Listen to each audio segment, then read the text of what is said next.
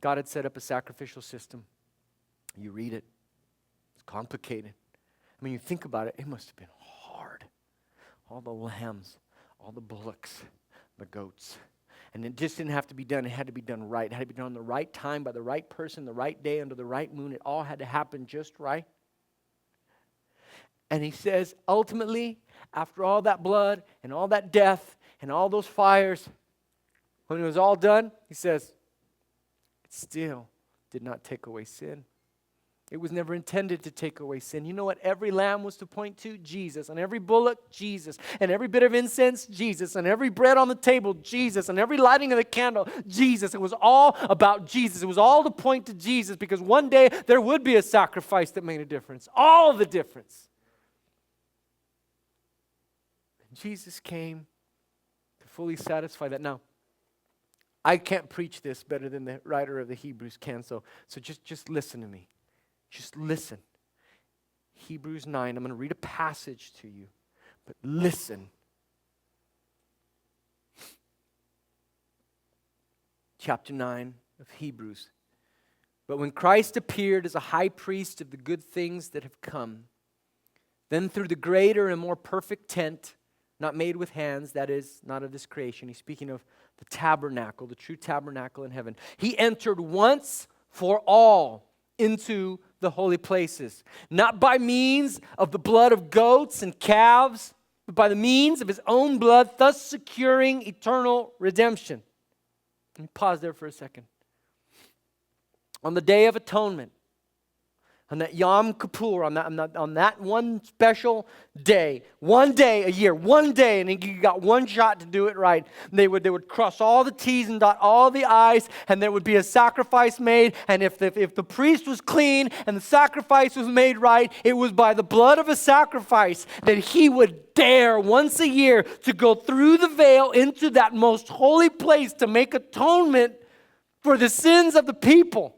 That their sins would be rolled over one more year. He would come in there, and it was just because of this blood. And he says, this time, when Jesus did it, after he died on the cross, it says that he came not through the agency of another high priest. He himself is the high priest. And he's not carrying the blood of another, but he marched in with his own blood to make atonement for us.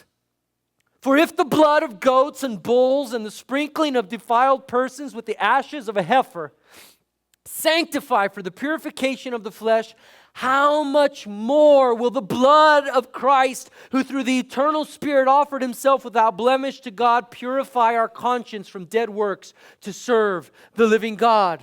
And then in chapter 10, for since the law has but a shadow of the good things to come, instead of the true form of these realities, it can never, by the same sacrifices that are continually offered every year, make perfect those who draw near. Otherwise, would they not have ceased to be offered, since the worshipers, having once been cleansed, would no longer have any consciousness of sin? He says, do you see?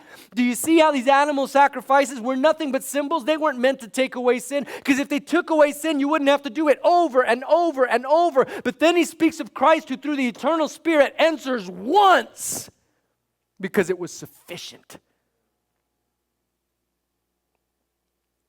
But in these sacrifices there is a reminder of sins every year, for it is impossible for the blood of bulls and of goats to take away sins. Consequently, when Christ came into the world, he said, sacrifices and offerings you have not desired, but a body you have prepared for me. In burnt offerings and sin offerings you have taken no pleasure. And then I said, behold, I have come to do your will, O God, as it is written of me in the scroll of the book. When he said, above, you have neither desired nor taken pleasure in sacrifices and offerings and burnt offerings and sin offerings. These are offered according to the law. Then he added, behold, I have come to do your will.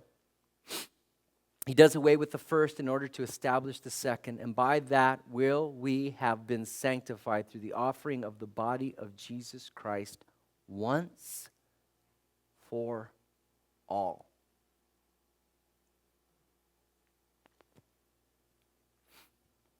Jesus satisfied the law's requirement. Let me bare bones simplify this. God's holiness in the law cried for your blood and mine. Cried for your penalty. Cried for your execution. This is not a cruel God. This is a holy God who has no reason nor obligation to give any kind of leeway to sin, lest he would not be holy anymore. And if you and I had any hope at all of ever seeing eternal life in the presence of that same holy God, it wasn't going to be through anything we could do. Anything we could give, even our own blood shed would have not paid the price. It took Jesus.